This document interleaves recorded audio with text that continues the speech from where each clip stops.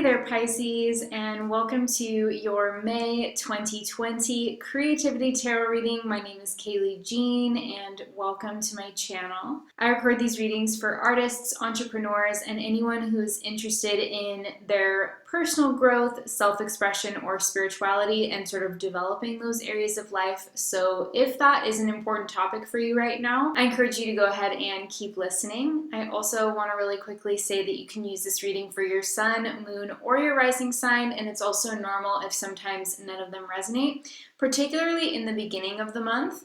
What I hear from people a lot is that if you don't really connect with the reading at the beginning of the month, but you come back to it at the end, you may really start to see some interesting correlations. So I encourage you to experiment with that if you are open to that.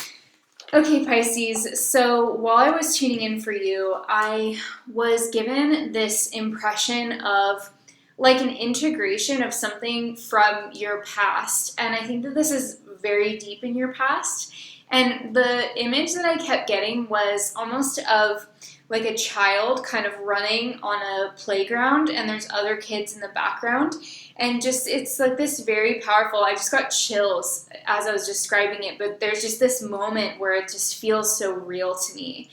And it just feels like a very powerful memory.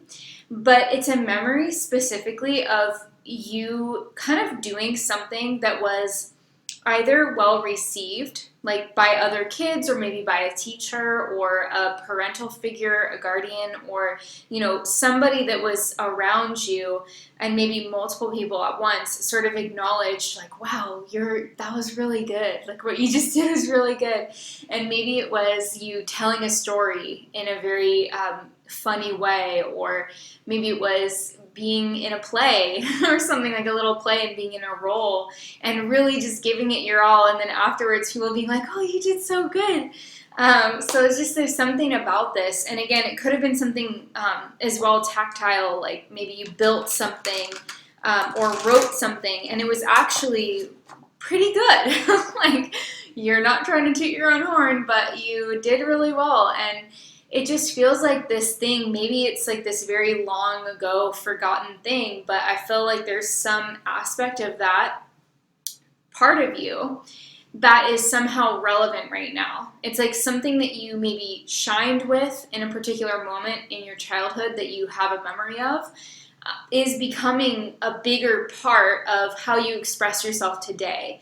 And this idea is really profound. There's something that it reminds me of now that I'm saying this, actually, that Carl Jung believed that basically the best way that we could evolve and grow and individuate as people psychologically would be that, as we grow up from being children, we kind of have to get indoctrinated into society. We have to learn to control our impulses. We have to learn to do what's expected of us and to exhibit good behavior. And that's really, we get trained to do that. So we sort of lose that childlike spontaneity as we, mature into young adults.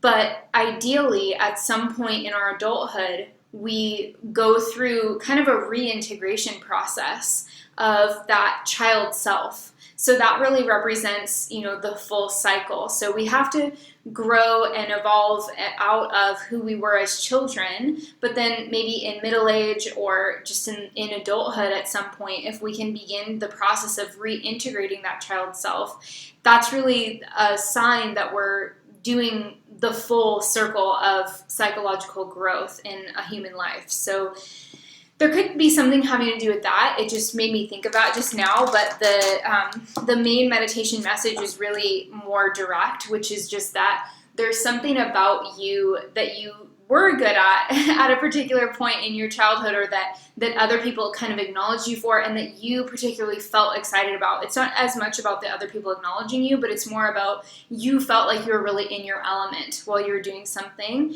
and other people noticed it too. And I think that like that side of you may not be what you focused on as an adult, but that side of you is now more important than ever, because you're going to use that part of you in whatever you're doing moving forward with your career perhaps, or your creativity, a project that you're working on, so on. So let's take a look at your cards and we'll get some more practical insights about the month ahead.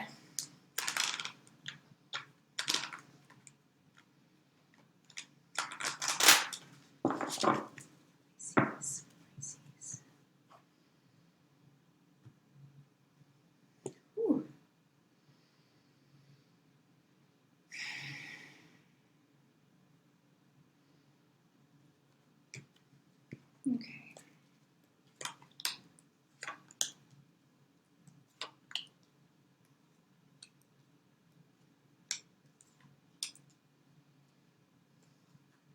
I was just now seeing, this is so random, you guys, but I was seeing a lizard tail. It was specifically the tail. So I don't know what to say about that. It just like came in really strongly, so I have to say it. Maybe there's something having to do with regeneration, because the tail of the lizard will grow back. It wasn't severed in the vision that I just got. It was on the lizard still, but it was just specifically the tail.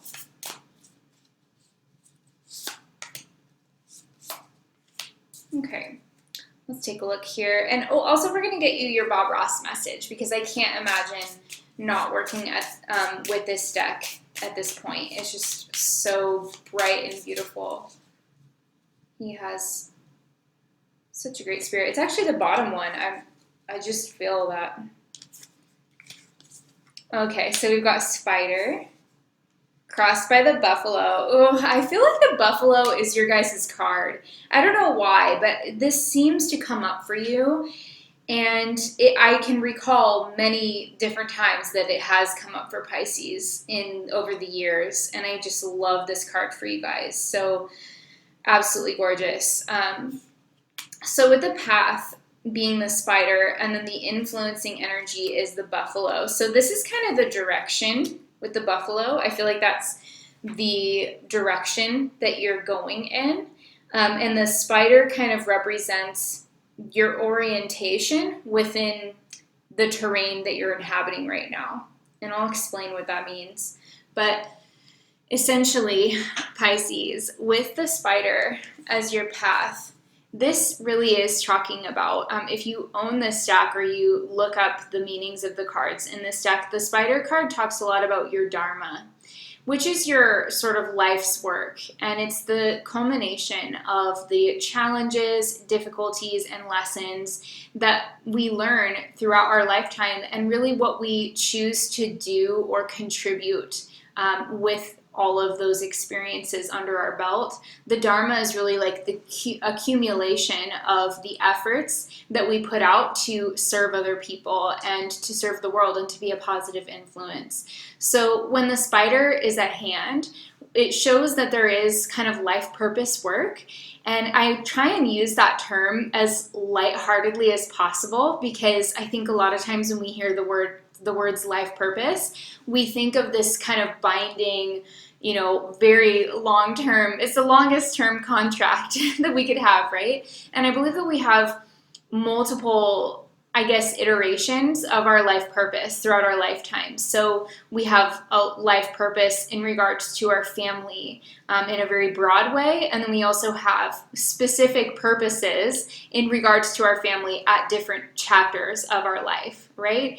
And I think it's the same with your profession, your voice in the world, your creativity, which is such a much bigger thing for people now than it ever has been able to be in the past.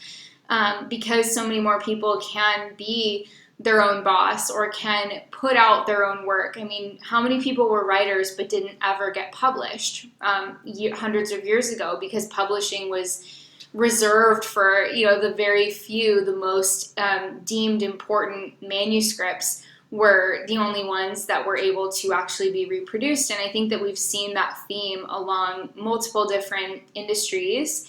and multiple different fields of interest, where now it's like the doors are open. And so many of us that maybe if we were born 200 years ago, we would have had to have been, a rope maker or a cattle herder, or we would have had to be whatever our father was or whatever our mother was. And so like now we have all this freedom to choose, right? And I think that the spider card coming up as your path is really asking you to really consider that and ponder that and think about, given the experiences that you have had and accumulated in your lifetime, where do you see yourself being able to be doing the most good? And I think that the spider card also shows you being part of a network at this time and really beginning to make use of that and really start to spin your web of influence, but in a very positive way, in a way that has a very service-oriented feel to it. The buffalo is what's crossing you.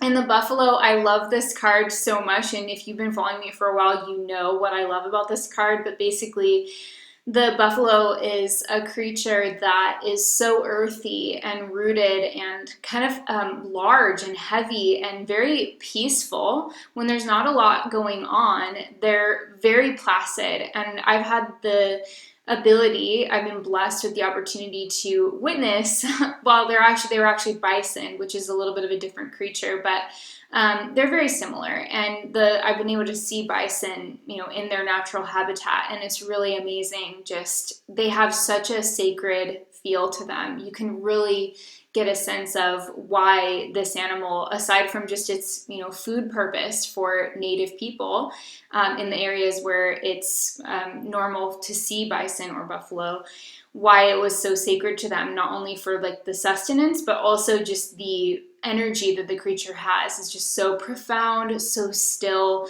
and at the same time, very, very powerful. It's like you don't want to mess with them, but they're very peaceful. So that's one thing. But the other element of this is that the buffalo as a creature is very like earthy, but at the same time, it almost feels like it has an etheric field to it. And they will actually run into storms as opposed to running away from them, which is what most prairie creatures will do. They'll run away from the direction that the storm is blowing in. And that ends up making them feel, the animals that are running from it, feel like the storm is actually chasing them. So it becomes a much more harrowing experience. But the buffalo will actually turn and look at where the storm is coming from, and they go directly into it. So again, you may have heard me talk about this before, but I think it's such a beautiful descriptor for really recognizing your power and knowing that, yes, life can get stormy, but you're also freaking tough. And you can rise to the challenge. You can go directly into it, and you will actually see that storm pass over you much more quickly, and you will handle it that much more productively. So one thing that I do get here is that you could be facing some fears when it comes to sharing your life's work somehow. That's really like one practical way that we could look at this, and I think it's important for you to embrace that anyway. Feel the fear and do it anyway. So we've got Knight of Wands and the Tower. See, right away we have that energy of like an animal rushing forward, and we have the storm. So this is going off, Pisces. This is happening now. And we've got the Five of Swords and the Nine of Swords with the Moon, Two of Wands, Seven of Cups, and 10 of Wands. Okay. So definitely some interesting energy here, Pisces. I feel that in the beginning of the month, you are really feeling the push to get moving on something. And with the Knight of Wands and the Tower, even though he's not facing the Tower in this context, I kind of feel as though the message is really that you're hearing the calling of like events in your life with the Tower card, you know that the world is changing around you. And so that's motivating you to action, whether that is changing circumstances in your career, for example, maybe as a result of, current events with COVID, or it's something more directly personal and relating to your unique life experience and the people that you have around you. There's a sense of like change is happening, and you're like, you know what? I'm not going to shy away from this. I'm ready for it. This is my moment to just seize this opportunity. I'm going to seize the day here. I'm going to be pushing forward. So I see a lot of motivation, and I see you kind of, it's almost like in the movies. I can't think of like a specific movie, but it's a very exhilarating, it's almost like an archetypal thing in like an action movie where the person's maybe like running or they're riding a horse, and there's this big gap, and there's something chasing them, and they have to jump over the gap if they want to get away from the thing that's behind them. But the gap itself looks huge, it looks like massive, and they're thinking, oh my God, there's no way I can do it. But then they just get that momentum going, and they know they don't have a choice, so they just have to take that leap of faith. And I see that almost as like a really apt archetypal, story-based description of what you're doing in May. And it could be in the first week of May, or it could be throughout the month of May. You could have recurring moments of this, like, okay, well, I maybe didn't push myself to take this kind of action before, but now that there's this big, Indiana Jones boulder like rolling behind me, like I better freaking do it. And so you have to jump. But the cool thing about this is you find out what you're made of, Pisces. You find out that you are actually way more than you thought you were, and that you're capable of way more than you ever imagined. And so I think that is definitely a huge theme for you. Like, think about that archetypal story, and if that's like reminding you of a movie or something, maybe watch a clip of that when you do feel that pressure from things changing in your environment, and you're like, okay, I have to push myself out of my comfort zone here. Maybe watch a clip. Like, that's something I love to do. If I think of a story that sort of has a kernel of truth in regards to what I'm going through in my life, I love to just watch a clip of it, just look up a clip of that particular part of the movie and see if it's on YouTube. And I just feel like that's a really great way of kind of externalizing and internalizing the archetypal value of, the challenges that we experience. So definitely try that if that interests you. It's something that I like to do when I have one of those moments. Okay, so May, the second week, we've got 5 of Swords and 9 of Swords. So I want to just give you a little bit of a warning, because I think that in the second week of May, you might be slipping into a little bit of self-doubt. And I think that is pretty normal, honestly, with everything that's going on and with everything that you're pushing yourself to do, right? As we saw in the first week.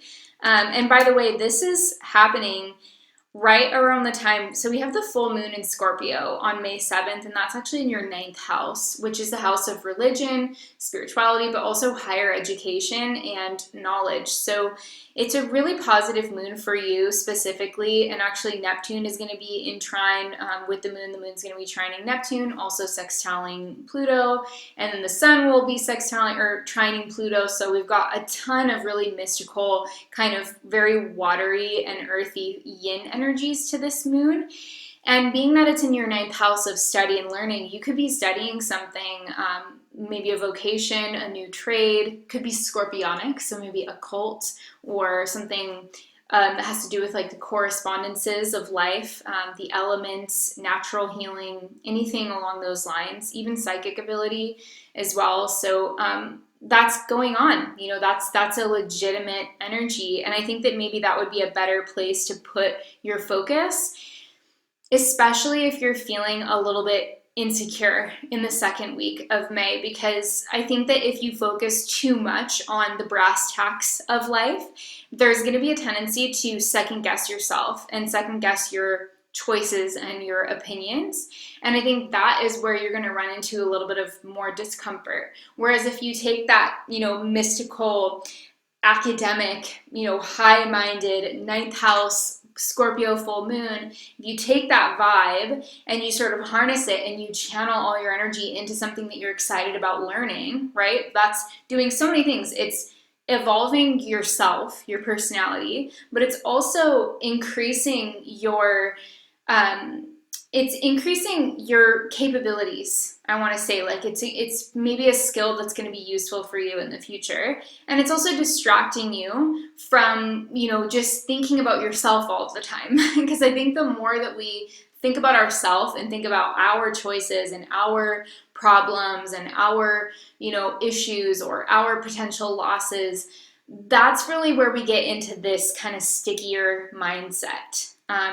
I think it's better to just focus on more what brings you a sense of passion or excitement about life, and kind of thinking a little less about your individual situation. And I know that sounds funny because it's always a good idea to assess, you know, your own life, but if it's getting out of hand and it's making you feel down, or if you're, like I said, second guessing yourself and doubting too much, then it may not necessarily be the most healthy thing for you to engage in at that time. It's perfectly okay to take a little bit of a break from, you know, self-analysis, right? Like, sometimes self-analysis is great and it's what we need to do, but that doesn't mean that every single week, under every circumstance, heavy, you know, intense self-analysis is going to be the answer. Sometimes it's about just, you know, taking it day by day, taking a deep breath, reading an interesting book. Honestly, like, that is good enough.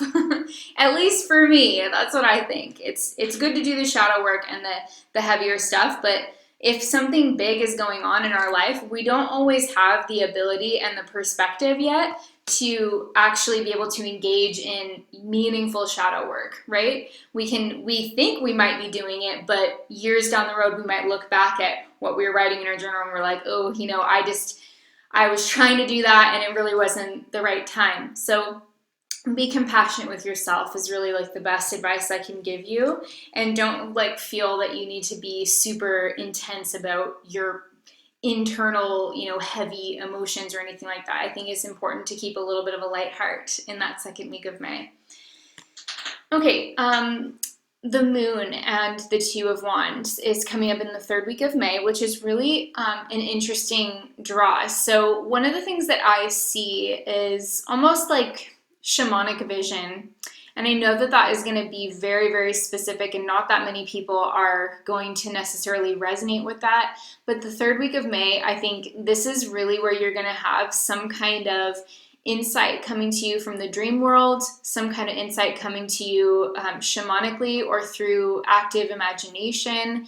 I love shamanic journeying, for example, which is a form of meditation where you listen to a shamanic drum beat and you just set a timer, or you have, you know, you play one on YouTube. There's definitely shamanic journey meditations on YouTube that you can do.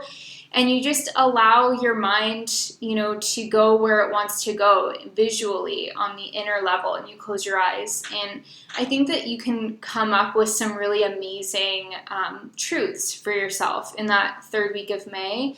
I see you also having a really powerful imagination. So if you're a creative person who writes books, for example, this is going to be where you want to really nail down your plot structure, or dream up your characters, your cast of characters for your next novel, because you're going to have a very active inner eye. The other way that we can look at this would be that the third week of May would be a really good time for envisioning your future. Envisioning your future that you want to live is applicable to everyone. You know, we can always, and we do well, to have a goal in mind, because when we have a goal or an aim, everything else in our life sort of organizes around us, right? But if we don't have a goal, it's a little bit harder to understand which, like, things come up for you in your life are what you want to put more time and energy into. But when you have at least, and it doesn't have to be a super exact goal, and your goal can totally change as often as you want it to, but when you have a certain goal in mind, everything in your life can be judged by that yardstick, and it naturally will. It's not like you have to just literally think about, okay, well, is that going to be, in alignment for my goal? It just happens. It's just part of the way that our brain is wired. So we get a goal in mind, and then our emotional state, whether we're feeling good or not so good, is generally an indicator of, our movement towards that goal in a healthy manner. So everything starts to make sense when you basically have at least a general idea of where you want to go. And I think the third week of May is really going to be your time to envision that for yourself. And I think you're going to come up with some really amazing goals and a really powerful, renewed sense of a vision, right? You may have started the 2020s with a goal in mind, and I think that the third week of May is really about getting back in touch with that somehow. Now, the last week of May, after all that goal envisioning, I think that there is going to need to be a little bit of a purge. So if you come up with a new vision for yourself previously, then you're probably going to, what I mean by previously is in the third week of May. If you come up with a new vision for yourself in the third week, by the fourth week, it's going to be time to prune back some of the stuff that you have been putting energy into that hasn't really been satisfying for you. So the 10 of Wands and the 7 of Cups are a really good combination for that, because it's really saying, look, if you have a new goal, and this one is more detailed and more refined because it's more recent and it's based on now the experiences that you've had up to this point in 2020. Many of us are reevaluating things, especially given the global situation. So this is really about taking a hard look at how you're spending your time and what you're putting effort into, and take a good look at that and think, well, if something's bringing me 80% of my satisfaction and excitement, but I'm only putting 20% of my time into it, that's maybe something that I should try and put more energy into, right? But you might feel bad about cutting back on the other stuff because maybe you've made promises, maybe you have spoken about things on social media, maybe you have stated your goals, maybe you've put in, a lot of energy towards your original goal that you had. But I think that this is not necessarily about disregarding the past desires. It's more about aligning and validating the current desires that you have, and recognizing also that you wouldn't have been able to get where you are today in terms of your vision for yourself if you hadn't had the experiences and the desires and the goals that you had in the past that maybe you did or didn't accomplish. So this is about recognizing growth here, essentially, and it's about not overwhelming yourself with too many goals and too many things that you're going to try and put energy into, because ultimately that will just draw on your energy more than anything else. So really try and pare things down. I think the last week of May is really about simplifying your life, and it's about looking at what gives you the most sense of satisfaction, what seems the most financially viable, because let's face it, we need to have an income. Unless you're lucky to have everything like that taken care of for you, most of us have to think about, okay, how am I going to pay my bills? What is the income, the minimum income that I would need? And really getting down to brass tacks and really making that simple. So the main advice I can give you for the last week of May is to make lists. Make bullet point lists of everything that you want to take care of and that you know you need to take care of, and then make more lists of things that are no longer, priority for you, and also plan out your finances as well. I think this is a lot can get done here. This is almost like Pisces life research in the last week of May. It's you're really just doing some research on your own life, and not necessarily your own past, but more your future. It's you're researching for your future. So what would be the minimum amount of income that you would absolutely need to have every single month coming in reliably before you could make some kind of shift? That would be one thing to maybe consider if that's relevant for your life experience. Another thing would be, where do you find that you are able to put out the most effort with the least amount of fatigue? And that's actually a really important question. That's something that I have learned to ask myself only really in recent years of like, I might be good at certain things and people may want certain things that I could do. Like it could be a viable thing for me, but if it fatigues me too much, if it pulls on my energy too much, then I have to let that go. And that was something I talked about in my my journey as a tarot reader on YouTube video, which I can put a link below in the show more, or you can just go on my channel and have a listen if you are new or if you didn't see it. I talked a little bit about how I had to make the decision to kind of move away from in-person readings because I just felt too exhausted by them. And my nervous system was sort of taxed every time after I would do a live in-person reading. So as just something like getting to know myself better, and knowing myself gives me that ability to, you know, make those choices. And ultimately it's been rewarding for me. So that's the best advice I can give you, is it could be something like that. Let's take a look at your Bob Ross message. So you've got... I absolutely love this, and I think it's so, so cute given the messages that just came through. He says, this isn't something you should labor over or worry about.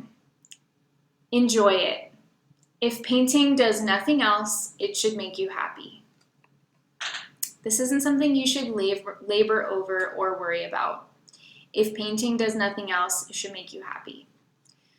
So, yeah, I think we really, in a very wordy way, just covered that. But then I feel like Bob Ross, like the Bob Ross message, always comes through and just summarizes super succinctly and directly everything that I was just kind of verbally dancing around. So I think that is just so, so freaking sweet. I love it. So yeah, you know, again, this isn't something to labor over and worry about. This is something that should make you happy. And happiness doesn't necessarily mean like, I'm happy every day. You know, it doesn't mean that. It can mean that, and that's awesome when it does.